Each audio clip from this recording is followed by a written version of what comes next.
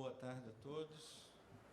Inicialmente eu gostaria de agradecer pelo convite que me foi formulado, pelo Instituto Goiano de Direito Administrativo, para falar sobre um tema extremamente interessante que diz respeito à natureza jurídica das decisões condenatórias dos tribunais de contas.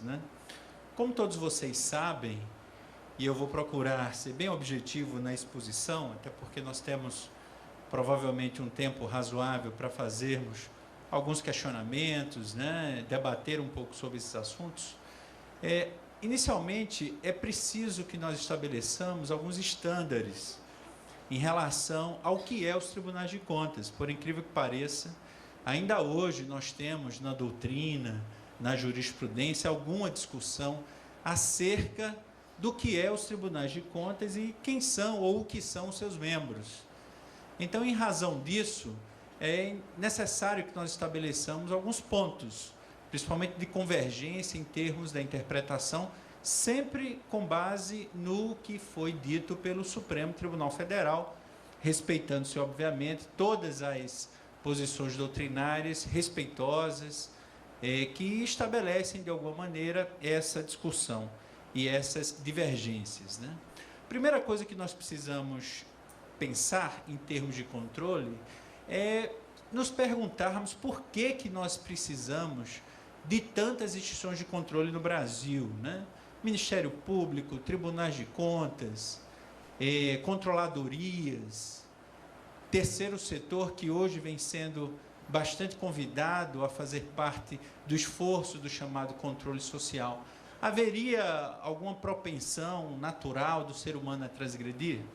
Essa primeira reflexão, ela chegou aos ouvidos do Banco Mundial, que fez uma pesquisa mundial em vários países, com várias culturas, propondo a seguinte situação. Imagine que você esteja saindo desse evento e encontre um pacote com dinheiro próximo ali do seu carro. Um dinheiro razoável, algo em torno de R$4.000. A pergunta que foi feita para essas pessoas, para esses cidadãos desse país, foi: o que é que você faria com esse pacote de dinheiro? Obviamente vocês não precisarão me dar essa resposta de viva voz, tá? As respostas vocês guardem para si mesmos. Mas a pergunta que o Banco Mundial fez é a mesma que eu estou fazendo a vocês. O que é que naturalmente eu faria com esse dinheiro?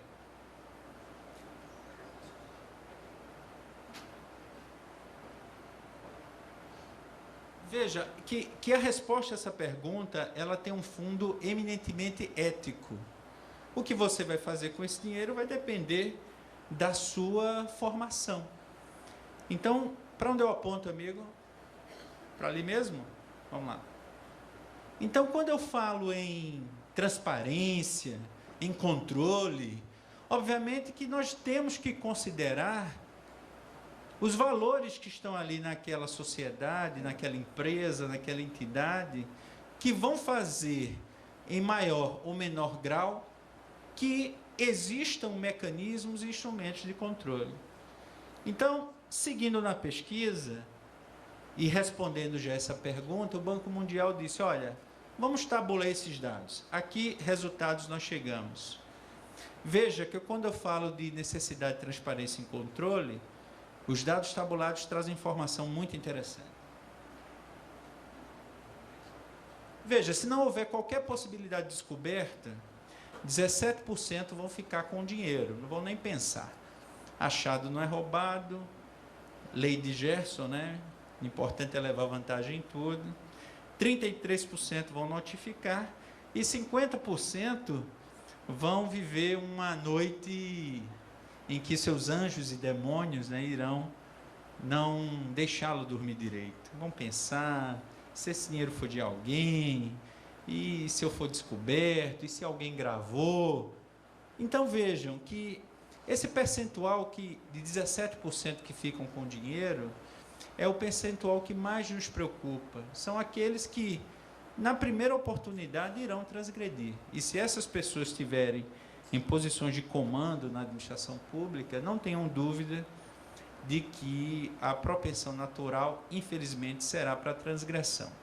Tem um aspecto hoje que se estuda muito no direito administrativo, no direito financeiro, no direito orçamentário, que é a origem da corrupção. Hoje já se sabe que é um componente psicológico, né? São as pessoas que possuem lesões nas áreas chamadas suborbitárias.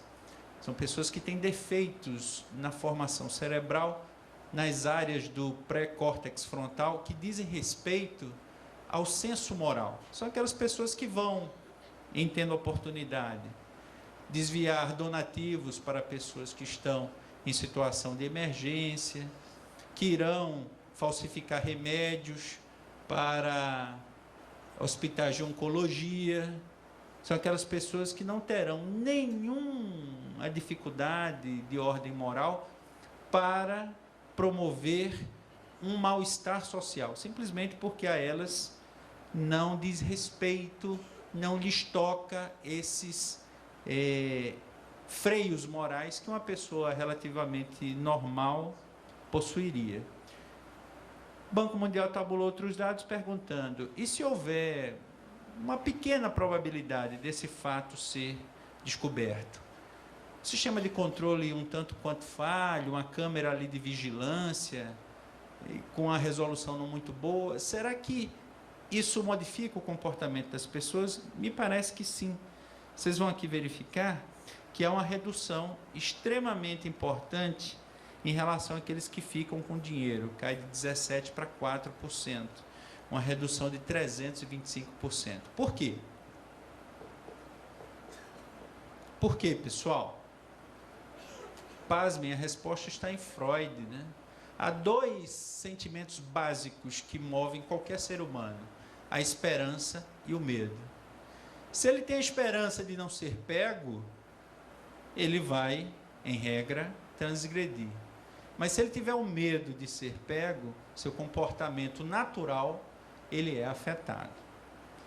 Veja que em relação àqueles que notificam o achado, é claro, todos queremos fazer um papel bonito, né? Diante das câmeras, diante de uma plateia, ao microfone. Olha, câmera, eu estou aqui devolvendo, tá? O dinheiro que eu achei. Preferência uma matéria dizendo assim, no outro dia no jornal, ainda há pessoas honestas, né? Há um aumento de 124%. Ou seja, esses dados do Banco Mundial mostram uma coisa absolutamente interessante do ponto de vista da psicologia do controle e do gasto público.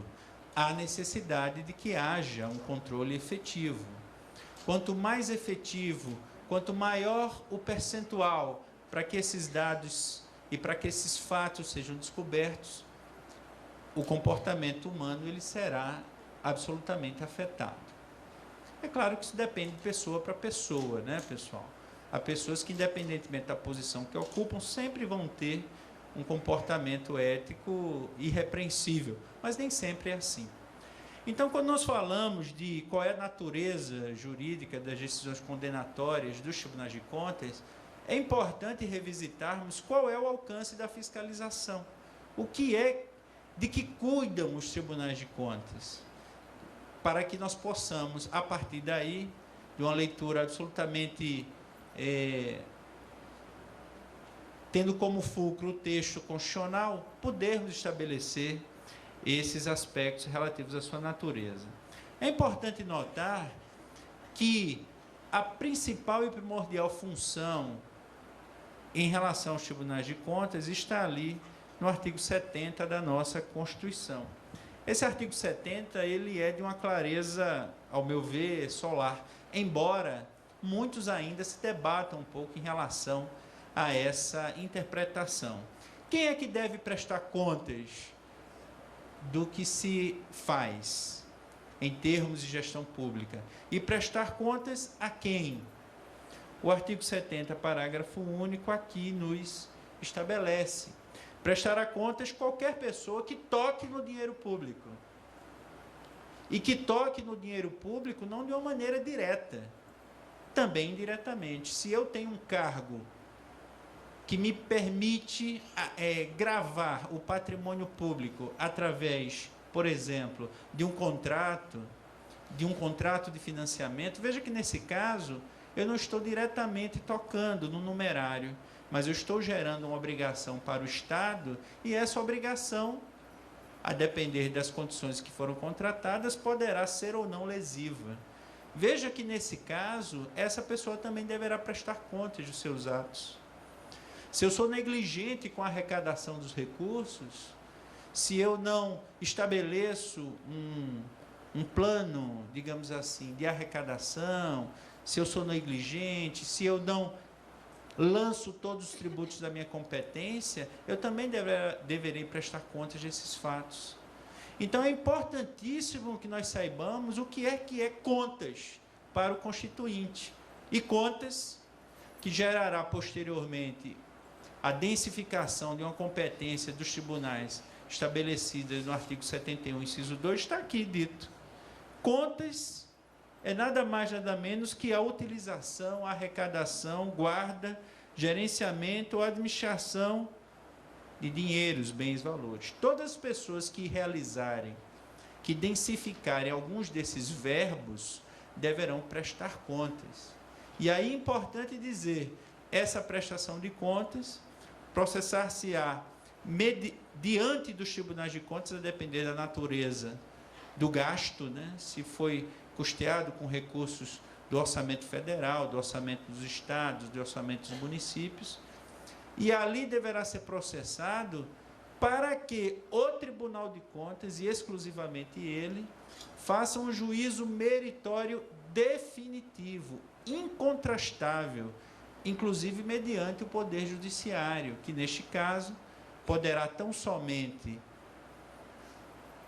analisar esse fato sob a ótica estrita da garantia do devido processo legal, ou seja, analisará esse julgado do Tribunal de Contas apenas sobre os aspectos formais, coisa que no nosso país, infelizmente, vem sendo absolutamente mitigada. Então, eu sou prefeito, faço uma licitação viciada, o Tribunal de Contas, cautelarmente, suspende aquela licitação. Vocês já viram isso? O prefeito se socorre do Poder Judiciário, que faz um exame perfunctório daquela situação e muitas vezes derruba, né, assim falando o juridiquês mais simples, aquela decisão meritória, embora perfunctória, inicial dos tribunais de contas. Isso subverte o sistema nacional de controle estabelecido pelo Constituinte. Por quê? Porque o alcance da fiscalização do Tribunal de Contas vai adentrar sob aspectos que refogem, por mais especializado que seja o Poder Judiciário, aqueles conhecimentos que o próprio Constituinte, reconhecendo a sua peculiaridade, a sua necessidade de verticalização, de aprofundamento, disse, olha, nós precisamos ter um órgão especializado, para que a fiscalização incida sobre os aspectos contábil, financeiro, orçamentário, operacional e patrimonial. Para que eu faça um exame meritório absolutamente técnico e aprofundado de aspectos que refogem o Poder Judiciário. E ainda mais, todos esses atos passíveis de prestação de contas deverão ser analisados não só sob os aspectos da legalidade, mas também da legitimidade. O que é um gasto legítimo? Aquele gasto é público, ele foi oportuno, ele era necessário, haveria outras prioridades? Nós estamos discutindo isso hoje, né? Dia 15 de maio de 2014, mais de 50 cidades conflagradas para discutir a legitimidade de um gasto público com os equipamentos de Copa do Mundo. Aplicação de subvenções e renúncia de receitas. E aí vem uma primeira nuance. A fiscalização não incidiria sobre aspectos relativos à conveniência e oportunidade, ou seja, discricionariedade do administrador. Muito cuidado. Quando nós falamos de discricionariedade administrativa, não significa dizer o gestor fazer aquilo que ele quer, no momento que ele quer. Esse é um erro também extremamente comum. Olha, eu vou fazer o concurso quando eu quiser, porque isso é discricionariedade administrativa. Isso é verdade, pessoal? Se os hospitais tiverem prestando, hospitais públicos, um mau serviço porque não tem profissionais. É lícito ao gestor dizer que vai fazer aquele concurso quando quiser? Ou essa opção dele não realizá-lo seria ilegítima e, por isso mesmo, passível de controle por parte dos tribunais de contas? Veja que essa fiscalização dos tribunais de contas, ela pode se dar a qualquer momento. É um fato que também ainda hoje em alguns estados se discute. O tribunal ele pode paralisar uma licitação que sequer iniciou. Eu tenho só um edital na praça, nada foi comprado, nenhuma despesa com aquele objeto. O Tribunal de Contas tem essa competência? Claro que tem, porque a própria lei de licitações, lá no artigo 113, estabelece essa competência para que os tribunais de contas, os órgãos de controle como um todo, atuem de forma prévia, de modo a prevenir qualquer prejuízo ao erário. Aliás, esse é o papel primordial para um controle efetivo, né? Não adianta se colocar cadeado em porteira que já foi arrombada, né? Então, afinal de contas, o que são os tribunais de contas? Órgão administrativo, auxiliarzinho do Poder Legislativo, como dizia Rui Barbosa, órgão aparatoso e inútil.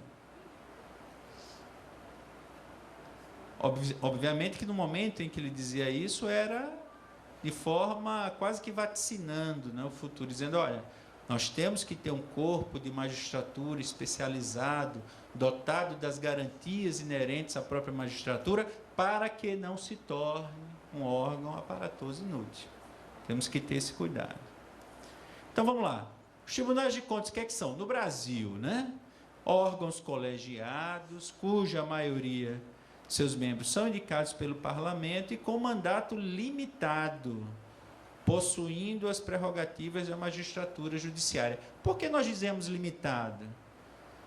Porque, diferentemente do que ocorre em algumas outras cortes, notadamente as cortes americanas, cortes judiciais, os cargos são vitalícios, significando dizer que você só sai quando morre. Então, eu tenho 90 anos lá com minha UTI móvel no meu gabinete, né, com o meu tubo lá de oxigênio, tomo alguns antes das sessões, mas a vitaliciedade lá tem esse sentido. É por isso que nós falamos que tem um mandato limitado. É um órgão autônomo. Autônomo como? Financeira, orçamentária e administrativamente. Uma vez autorizado aquele percentual na lei orçamentária anual, a gestão daqueles recursos autorizados pelo parlamento, por proposta do Poder Executivo, são geridos de forma livre, né, pelo presidente do Tribunal de Contas, de natureza administrativa. Por que natureza administrativa? Porque os tribunais de contas não fazem parte do Poder Judiciário.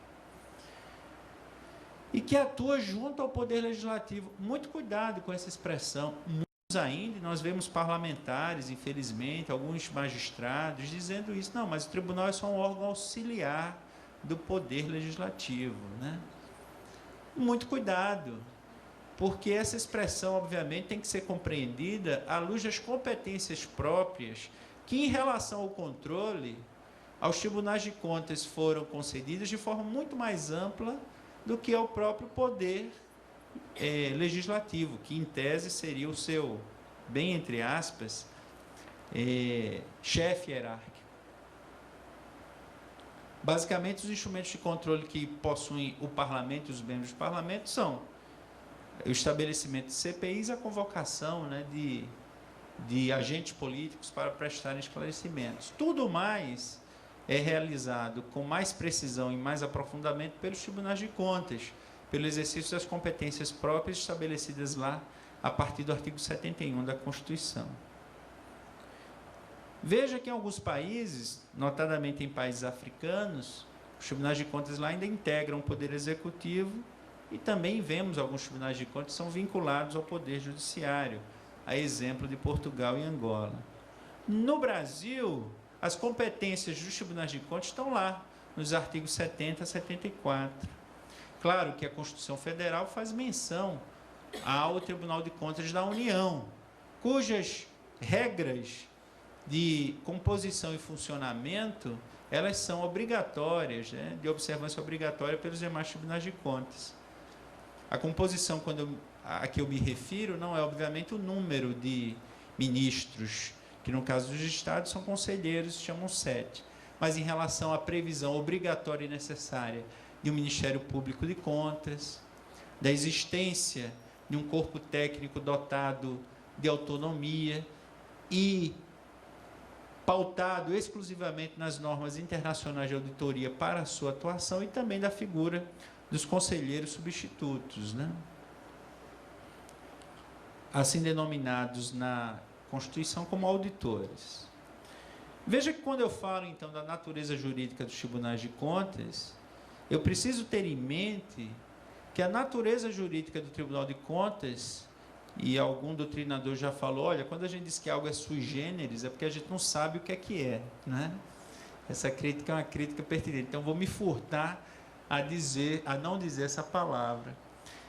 Mas eu não teria dificuldade de dizer para vocês que o Tribunal de Contas é um tribunal constitucional, porque assim foi previsto pelo Constituinte. É um órgão autônomo de natureza constitucional, dotado de competências próprias, que não se confundem com as competências dos poderes tradicionais e assim constituídos, legislativo, executivo e judiciário. Assim como é o Ministério Público, né? O Ministério Público faz parte do Poder Judiciário, pessoal. Ele é subordinado ao juiz, o promotor de justiça, e por aí vai. Ou seja, a autonomia dos tribunais de contas está assegurada no próprio artigo 71, ao assinalar que o titular do controle externo da administração pública é o parlamento, mas como essa atribuição ela é tão especializada, instituiu um órgão especializado autônomo, chamado Tribunal de Contas, que auxiliará, sem nenhuma relação de subordinação, os tribunais de contas, os parlamentares nesse mistério. Ou seja, é um órgão de apoio. Apoio não quer dizer subordinação. Agindo ora numa posição de colaboração com o Poder Legislativo, ora no exercício de competências próprias. Possui quadro de pessoal próprio e possui, por expressa previsão lá do artigo 72, a prerrogativa da auto-organização prevista no artigo 96, exclusivamente para os tribunais. Ou seja, é inconteste que a titularidade do controle externo do Brasil é do parlamento, seja no âmbito federal, estadual, distrital dos municípios.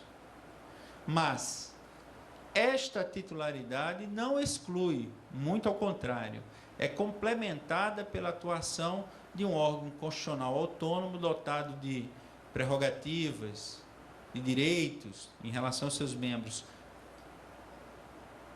assimilados aos do Poder Judiciário, para não dizer equiparados, e que também possuem competências próprias. Veja que em relação, por exemplo, às licitações públicas, por expressa previsão constitucional, o tribunal poderá sustar qualquer ato decorrente desses procedimentos licitatórios, uma homologação, uma adjudicação de um objeto. Mas uma vez assinado o contrato, por aí até considerar que haveria algum prejuízo para o particular, uma vez o contrato já iniciado, o próprio Constituinte estabeleceu uma limitação, que nesse caso o Tribunal de Contas, esponte próprio, ou seja, individualmente, isoladamente, não poderia determinar a anulação desse contrato. Deverá fazê-lo ao Poder Legislativo competente e, em caso de eventual omissão, aí sim, adotar as medidas necessárias para a consecução desse cancelamento, vamos assim falar, desse contrato já vigente, contrato administrativo, por óbvio.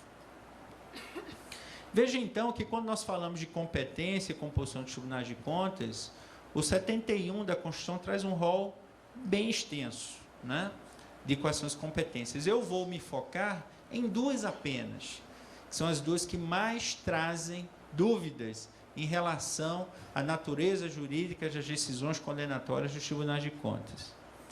A primeira delas está no artigo 71, inciso 1º da Constituição, que diz que, em relação às contas do chefe do Poder Executivo, o Tribunal de Contas emitirá parecer.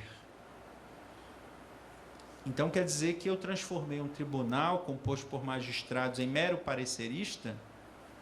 É isso que quis dizer o Constituinte? O que é que vocês acham?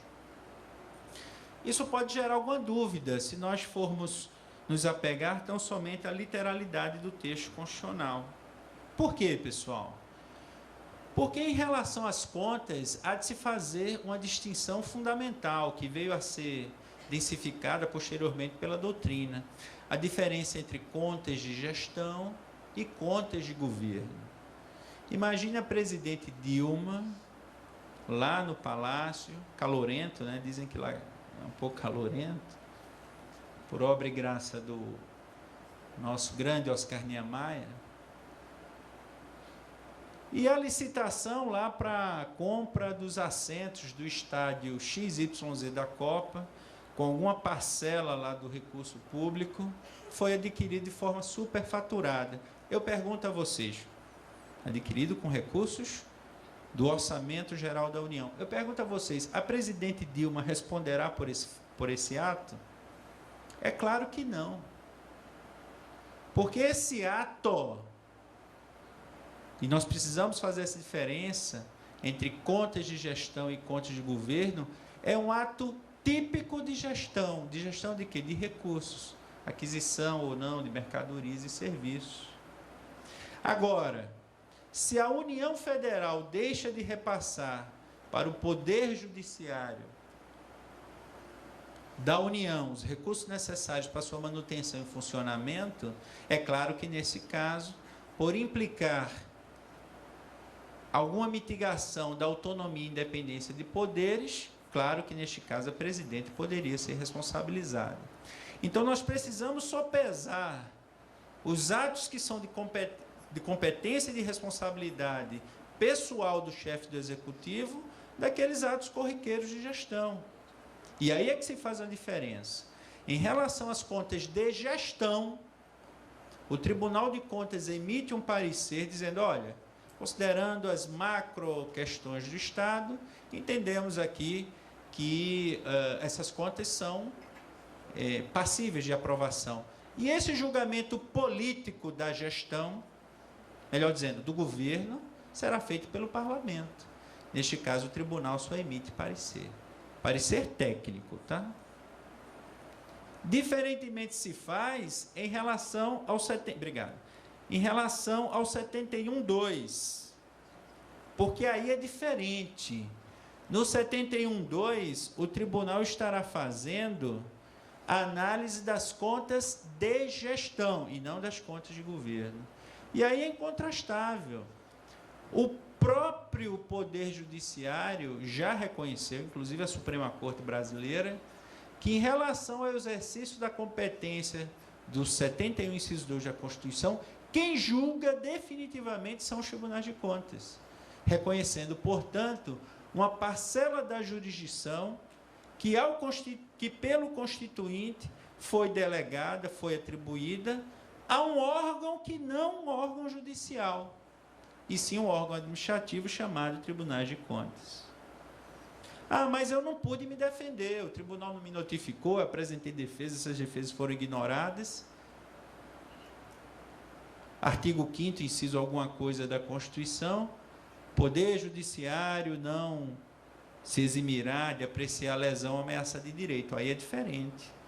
Você, enquanto cidadão, tem direito ao livre convencimento motivado, que a sua decisão seja oriunda de um processo de livre convencimento motivado, e principalmente em que as garantias da ampla defesa do contraditório tivessem sido asseguradas a você. Aí eu não tenho dúvida que você pode levar ao Poder Judiciário. Mas discutir se a multa deveria ser 50 mil ou 45, não cabe ao Poder Judiciário fazer esse tipo de reapreciação. E quem está dizendo não sou eu. Quem está dizendo isso é o próprio Supremo Tribunal Federal. Entre eles, vocês podem ir anotando essas decisões. Na ação direta de inconstitucionalidade, número 2597, tendo como relator o ministro Nelson Jobim. Mas essa discussão é antiga, ela não é de hoje.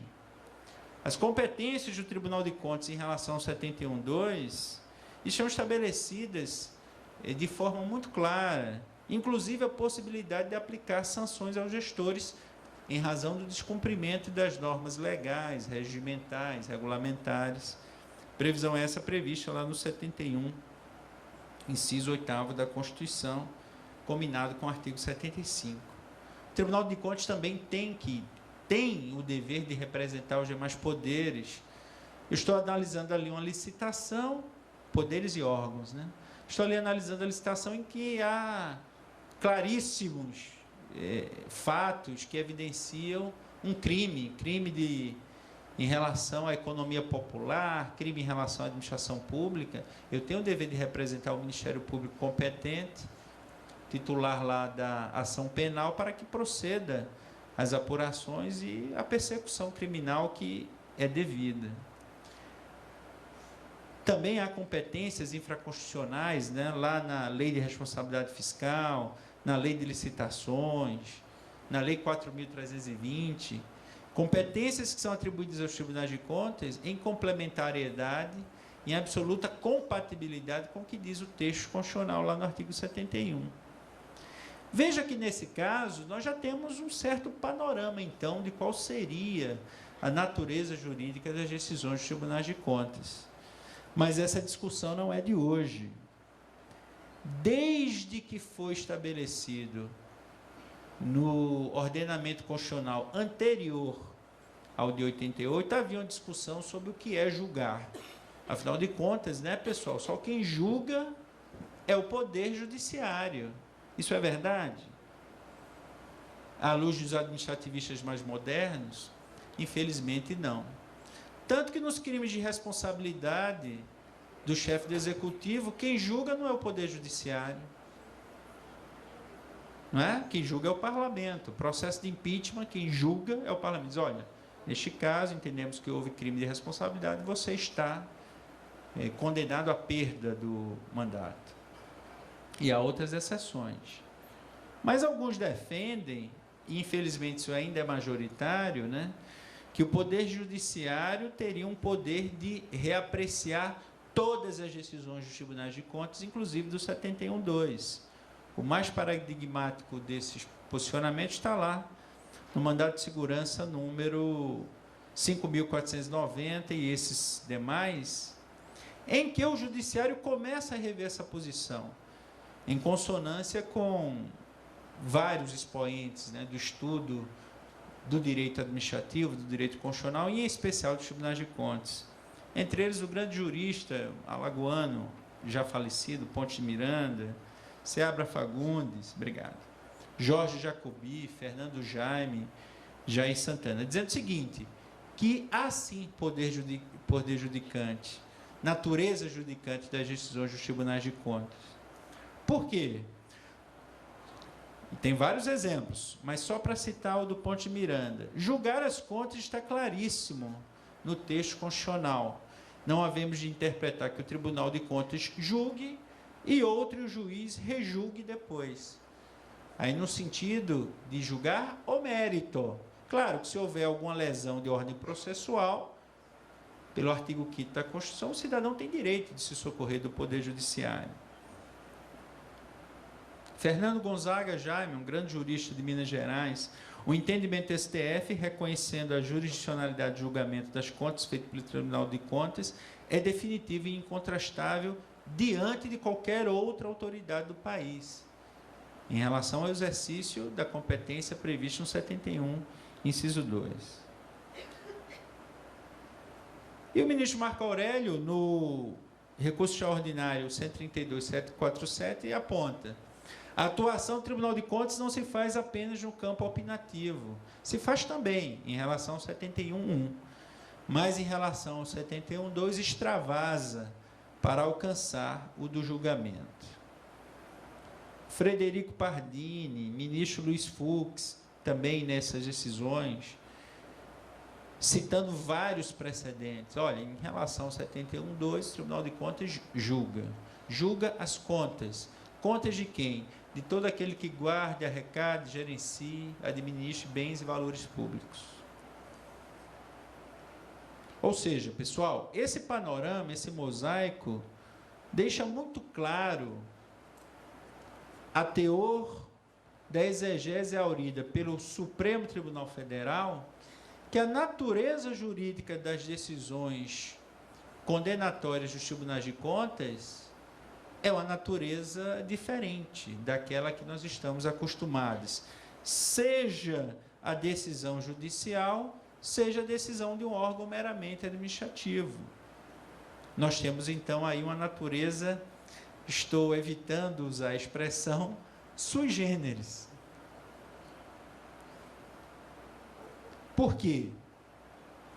Porque, por força do dispositivo constitucional proeminente e das decisões reiteradas do Supremo Tribunal Federal, embora órgão administrativo, Tribunal de Contas, órgão constitucional autônomo, em relação ao exercício da competência do 71, inciso 2, julga definitivamente as contas, só podendo essas contas serem revistas pelo Poder Judiciário em face de falhas de ordem exclusivamente processuais violadoras, entre outras, do devido processo legal. Qual seria, então, a eficácia dessas decisões dos tribunais de contas? Bem, se o tribunal decide é para alguma coisa, né?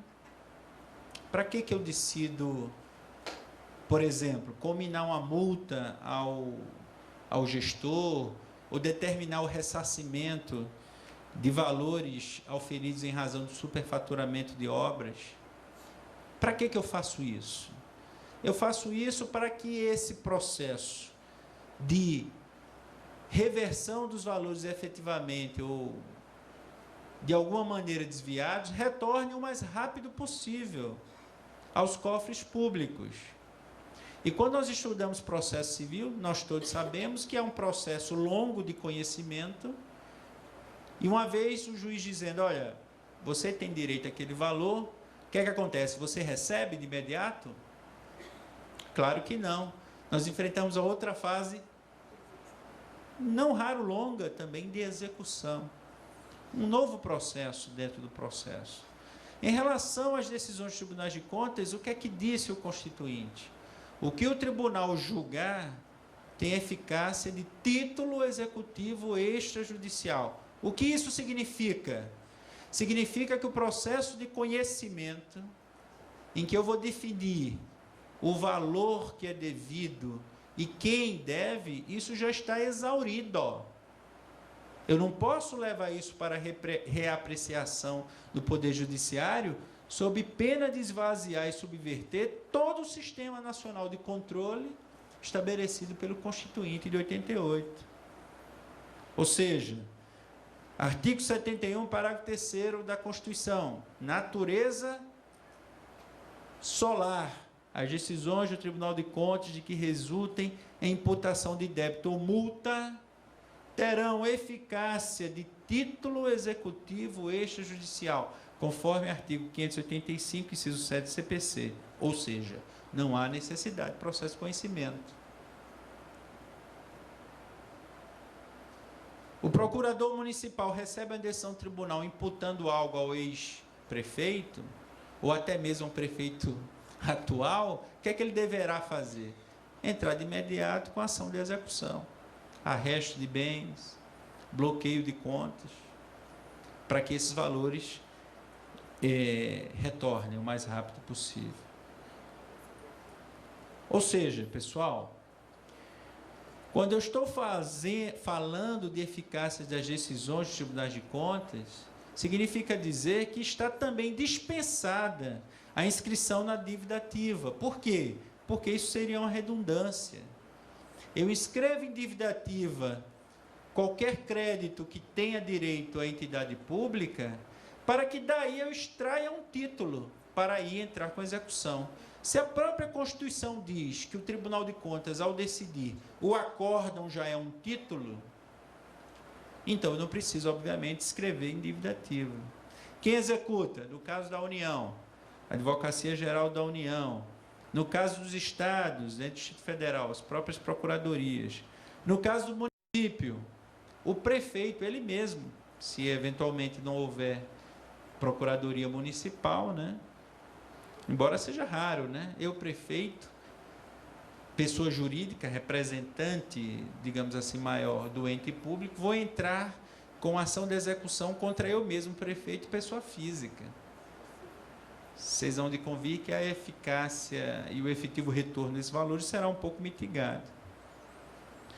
Sendo muito claro, pessoal, que essas decisões que imputem débito, elas são imprescritíveis, por força do artigo 37, parágrafo 5º da Constituição. Esses esclarecimentos são necessários porque muitas vezes as críticas que são feitas aos tribunais de contas são críticas que carecem de conhecimento.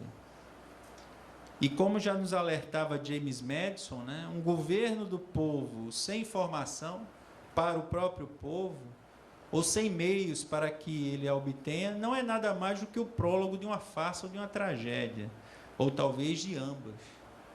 A informação, o exato conhecimento do funcionamento das instituições estabelecidas na própria Constituição deve sempre governar sobre a ignorância. E o povo que quer ser seu próprio governante deve armar-se com o poder que a informação proporciona. Ele dizia isso desde o século XIX. Muito obrigado.